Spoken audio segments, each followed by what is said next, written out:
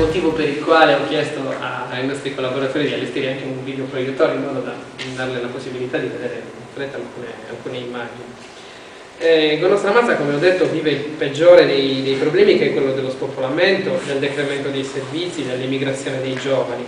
E poi ci sono alcuni problemi territoriali di cui abbiamo esigenza, per i quali abbiamo esigenza di trovare una risoluzione e per i quali stiamo cercando appunto di interloquire con la provincia, come Sua Eccellenza avrà notato, con diciamo, i soggetti che si occupano appunto e che hanno possibilità d'azione nella risoluzione di problematiche di questo tipo. Noi siamo attraversati da un fiume che divide storicamente il paese in due parti, in due Jaunzi, si chiamano così, su Jaumando, che è la parte nella quale si trova attualmente la nostra casa comunale, e su Jauvittiu, che sarebbe la zona più piccola, che è su Jadeddu, che è la parte che sta al di là del fiume. È probabile che quella parte, tra l'altro, due indicazioni storiche, si sia costituita per lo più durante l'abbandono di uno degli ultimi villaggi scomparsi della Sardegna, che era Serzela, che è il luogo nel quale si trova l'attuale chiesa di San Paolo. Insomma, diciamo che le condizioni del fiume, e questa è la parte che entra più all'interno del paese, nella quale ci sono gli argini, la maggior parte della vegetazione si è venuta a formare, immagino, nell'ultimo decennio, negli ultimi 15 anni, è una situazione preoccupante, perché vicino ovviamente al letto del fiume, che raramente è pieno e che però ha delle fasi di piena molto acute durante la stagione delle piogge, come può essere questa, suscita innanzitutto apprensione nei confronti delle persone che abitano là vicino, perché chiaramente è un problema, oltretutto, come dire, ampliato dall'effetto mediatico che in questi giorni sta avendo la situazione che coinvolge Vicenza, insomma, e il Veneto più di tutti. Questo è uno spaccato della zona del ponte, come Sua Eccellenza può notare non si vede più l'acqua, c'è solo ed esclusivamente la vegetazione, che si è praticamente insediata esattamente al centro del letto del fiume. Il nostro timore è che possa costituire un impedimento tale per l'acqua da poi poterne fluire tutta in una volta e riempire il territorio. È una preoccupazione che ha come dire, interessato diversi sindaci. Prima di me anche la precedente amministrazione si era interessata, dopo diverse interlocuzioni anche con i gruppi di maggioranza e di minoranza, del problema. Il problema è che poi di fatto l'organo provinciale insomma, o ha interloquito in maniera saltuaria con il comune o non ha centrato esattamente in pieno quella che è la delicatezza della situazione. Probabilmente c'è la necessità di come dire, far visionare le foto anche a chi insomma, può operativamente lavorarci sopra. Ecco qua, queste sono altre foto, sono un po' preoccupanti. Ripeto, l'allarmismo in questi casi non è mai troppo, nel senso che quando ci si trova a trovare un letto del fiume che passa nel centro abitato, che sembra vuoto, perché poi l'inverno fa delle piene che ricoprono gran parte del letto, l'acqua arriva in quantità veramente considerevoli, vuol dire che un po' di timore ce l'abbiamo.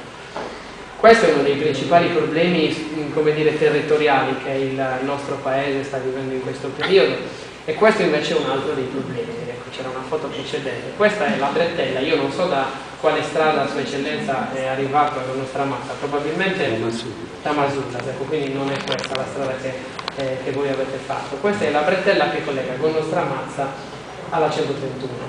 È la cosiddetta strada di nessuno, perché da diversi anni, non so se ne ha sentito parlare, probabilmente ha visto, no.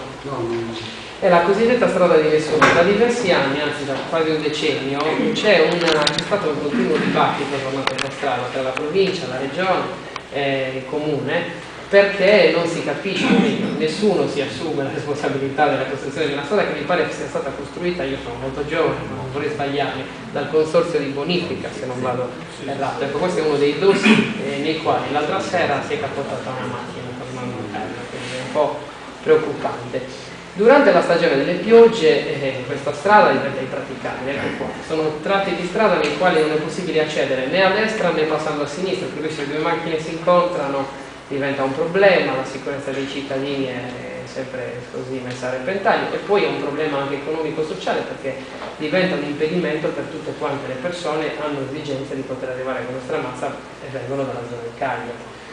Diventa un impedimento per noi, ma diventa anche e soprattutto un impedimento per quelle aziende che lavorano in quella zona. Per esempio l'azienda dei fratelli Cuscusa, della quale prima ne parlavo, che è una delle aziende che più riesce a esportare all'estero e fuori dai confini di Conostra Mazza, ecco un'altra immagine interessante.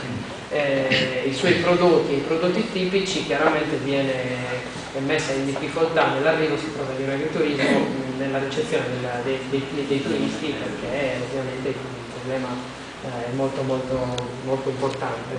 Di fronte però anche attraverso un'aggregazione sovracomunale che, come Sua Eccellenza saprà, va dal consorzio Sagorona Rubia, che si occupa per lo più di archeologia e cultura e che è famoso un po' in tutta la Sardegna, alla Unione dei Comuni Parte Montis, alla quale la nostra mazza aderisce con i comuni di Siris, Pompu, Masulla, Zemogoro, e con i quali sta cercando di portare a compimento una politica di risoluzione collegiale dei problemi del territorio. Adesso il famosissimo decreto legge 78 ci obbligherà a farlo, tra l'altro, perché ci farà aggregare il 75% dei servizi in sede dell'Unione dei Comuni, per cui dovremo far fronte a dei cambiamenti strutturali dell'amministrazione notevoli, per i quali abbiamo un po' paura di non essere preparati, ma credo che questo sia un po' un problema di tutte le amministrazioni. Per cui anche questo sarà per noi un'ennesima sfida, un'ennesima vicenda da dover affrontare, però immagino che lo faremo supportati dalla grandissima disponibilità vostra, dalla grandissima disponibilità degli enti che se ne occupano. Penso di aver terminato,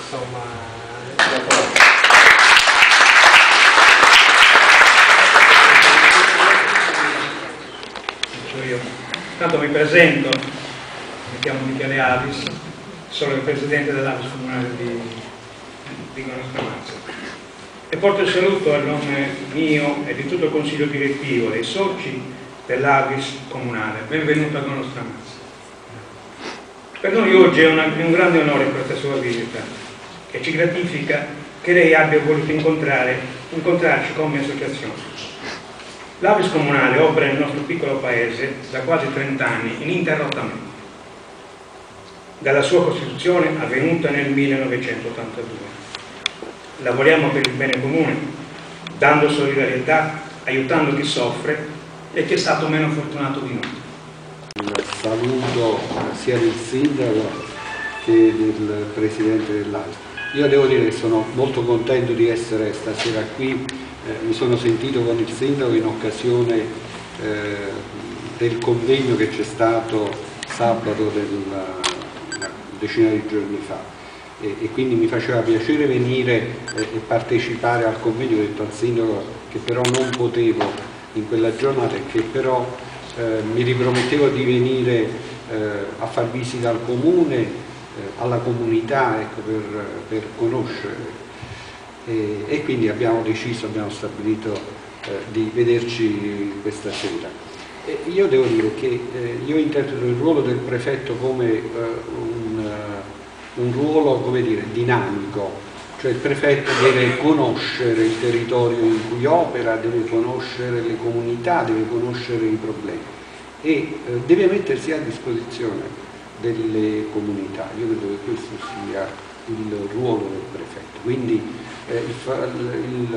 la mia presenza qui è proprio perché io voglio conoscere il territorio, questo territorio, i problemi che questo territorio ha, ripeto, senza creare ovviamente illusioni sulla soluzione dei problemi che sono sempre molto complessi, però ecco, io mi impegno a mettere a disposizione la mia struttura e la mia disponibilità a cercare di aiutare, ad essere vicino. Io so che i comuni della Sardegna, soprattutto quelli dell'entroterra, hanno delle problematiche particolari. Ecco, il sindaco parlava dello spopolamento ed è un dato sicuramente negativo ed è un trend purtroppo che sta andando avanti. Ecco, dovremmo cercare quantomeno di interrompere questo trend. Non è facile perché gli strumenti a disposizione non sono molti, però ecco, io credo che per esempio l'Unione di Comuni possa essere uno strumento che sfruttato adeguatamente può aiutare in questo momento. Poi speriamo che le cose possano cambiare. Devo dire che oggi, a differenza di 20 anni fa, 15-20 anni fa, la situazione è cambiata. Viviamo in un mondo globalizzato e questo purtroppo per la Sardegna è un dato forse non positivo. Non positivo perché, come dire, in Sardegna ecco, dovremmo cercare di essere un po' più uniti, cercare di fare un po' sinergia, perché viviamo, come dicevo, in un mondo globalizzato dove la competizione